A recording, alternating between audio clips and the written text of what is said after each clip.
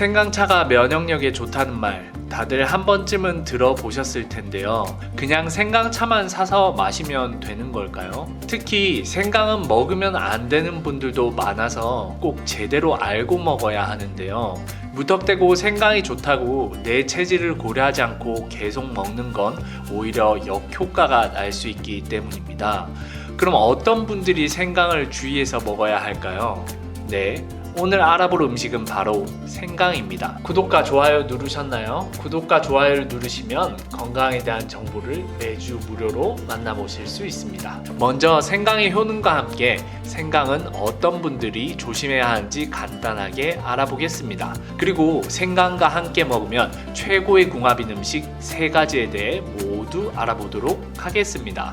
오늘 영상을 끝까지 시청하시면 생강을 어떻게 먹어야 하는지 또 어떻게 먹으면 안 되는지 모두 알아가실 수 있을 거예요. 바로 시작합니다. 네, 먼저 시작하기에 앞서 생강은 어떤 분들이 주의해서 먹어야 할까요? 기본적으로 몸에 열이 많으신 분들에게는 득보다 실이 크실 수 있습니다. 또한 위궤양이나 출혈성 질환이 있으신 분들도 생강을 주의해서 드셔야 합니다. 왜냐하면 생강 자체가 매운맛을 가지고 있고 생강의 쇼가올 성분은 몸을 따뜻하게 해주는 효과가 있기 때문입니다. 그래서 몸에 열이 많으신 분들이 생강을 먹으면 과도하게 열이 날 수 있어 주의해야 되는데요. 반대로 얘기하면 평소에 몸이 차거나 배가 차가워서 설사를 자주 하시는 분들이라면 생강은 최고의 보약이 될 수 있습니다.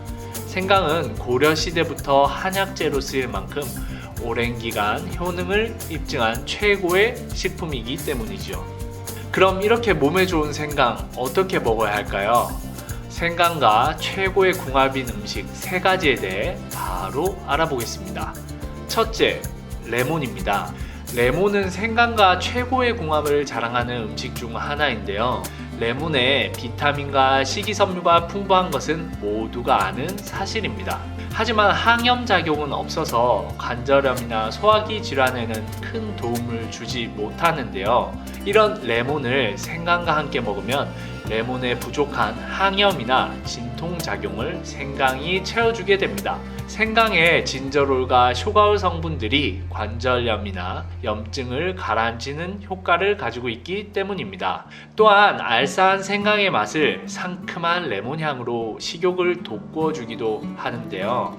그럼 레몬과 생강을 함께 먹는 가장 간단한 방법은 뭘까요? 바로 레몬 생강청을 만들어서 차로 만들어 마시는 겁니다. 생강만 갈아서 생강청을 만들면 향이 너무 강해서 잘 안 마시게 되는 게 사실인데요. 그래서 생강청을 만드실 때 이렇게 레몬을 함께 넣어서 만들어 주시면 정말 맛있습니다. 향도 좋아서 계속 찾게 되는 것이죠. 여기서 잠깐 청을 만드실 때 혹시 설탕을 넣으셨다면 설탕 대신 머스코바도를 넣어 주실 것을 추천드립니다.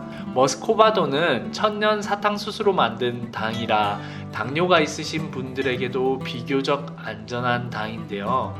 그래서 정제된 설탕보다는 머스코바도로 레몬 생강청을 만드실 것을 추천드립니다.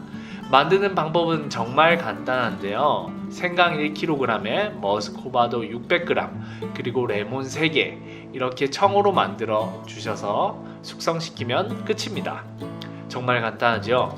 이번 겨울 면역과 감기 예방을 위해 레몬 생강청 하나 만들어 놓으신 건 어떠실까요? 자세한 방법은 링크를 남겨 놓을 테니 영상은 먼저 편안하게 시청해 주시면 됩니다. 생강과 최고의 궁합을 자랑하는 음식 2번째, 무입니다. 평소 변비와 설사를 자주 하신다면 무와 생강은 최고의 보약이 될 수 있습니다. 무는 천년 소화제라는 별명이 있을 정도로 위장에 좋은 것으로 알려져 있는데요. 지방의 소화를 돕는 리파제가 풍부해서 소화와 흡수를 돕고 식이섬유도 풍부해서 장 속을 깨끗이 청소하는 데도 탁월한 것으로 알려져 있습니다. 비교적 찬 성질을 가지고 있는 무는 뜨거운 성질의 생강과 만나면 최고의 궁합을 자랑하는 것으로 알려져 있는데요. 서로 다른 성질이 조화롭게 이루면서 소화를 돕고 독성을 제거하는데 탁월한 것입니다. 그래서 배가 차갑거나 변비와 설사를 반복하신 분들에게는 무와 생강은 최고의 음식이 됩니다. 그럼 무와 생강을 어떻게 같이 먹을까요? 가장 간단한 방법은 무생강 잼을 만들어 먹는 건데요. 무와 생강을 갈아서 냄비에 넣고 끓인 다음 꿀을 넣어주시면 끝! 정말 간단하지요? 보관도 1년 이상 가능해서 냉장고에 넣어서 보관하시면 됩니다. 이렇게 만든 잼을 뜨거운 물에 태워서 차로 드시거나 빵에 발라 드실 수도 있으신 거죠. 따뜻한 차로 드신다면 속이 따뜻하고 편안해지는 경험을 하실 수 있을 거예요. 무생강잼 만드는 방법도 링크에 남겨놓도록 하겠습니다. 세 번째, 대추입니다. 생강과 대추는 궁합이 너무 좋아서 한방에서는 천년 감기약으로 사용되고 있는데요. 생강과 대추만을 달여서 먹는 이 강조탕은 위를 따뜻하게 하고 속을 편안하게 해주는 음식으로 유명합니다. 대추만 먹으면 속이 더부룩할 수 있기 때문에 생강이 더부룩한 속을 편안하게 해주는 것이죠. 또 생강만 먹으면 속에 열이 많이 생길 수 있는데요. 대추가 이 점을 보완해주는 것입니다. 또한 단맛이 나는 대추를 생강과 함께 먹으면 훨씬 더 맛있게 먹을 수 있는데요. 그럼 대추와 생강을 함께 먹는 최고의 방법은 뭘까요? 네, 다들 예상하다시피 대추 생강차입니다. 한 번쯤은 들어보셨을 텐데요. 말 그대로 잘 우려낸 대추와 생강을 푹 끓여서 으깬 다음 차로 마시는 거죠. 사실 대추 생강차는 좋은 제품들이 많아서 그냥 검색해서 사서 드시는 것을 추천드립니다.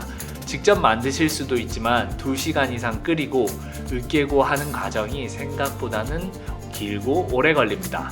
대추 생강차로 검색만 해도 잘 달여서 만든 많은 제품들이 나오니 한번 드셔보시는 건 어떠실까요? 네, 오늘은 생강을 먹을 때 주의하실 분들과 함께 최고의 궁합인 음식에 대해 알아보았습니다.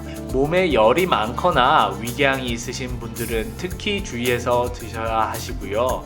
반대로 말하면 몸이 차거나 설사, 변비를 자주 하시는 분들에게는 생강이 최고의 보약이 될 수 있습니다.